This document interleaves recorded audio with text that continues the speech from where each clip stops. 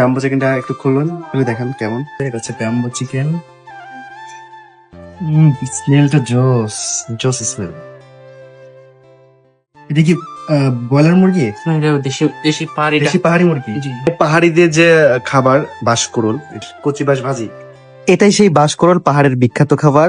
এই যে চিকেন গুতায়া, এটা হচ্ছে চিকেন গুতায়া, দেখাও। এটা চিকেন গুতায়া। এটা কি পাহাড়ি শুটকি বটে? জি, পাহাড়ি শুটকি বলতে এটা পাহাড়ি সবজি।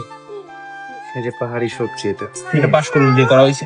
শুধু বাঁশ বাঁশকুড়ুল আলু দিয়ে করা হয়েছে আর কি। আচ্ছা।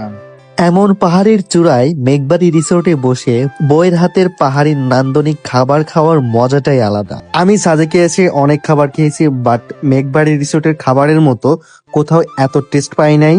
আমার লাইফে প্রথম বইয়ের হাতে পাহাড়ের চূড়ায় বসে এমন খাওয়ার অভিজ্ঞতাটা প্রথম ছিল।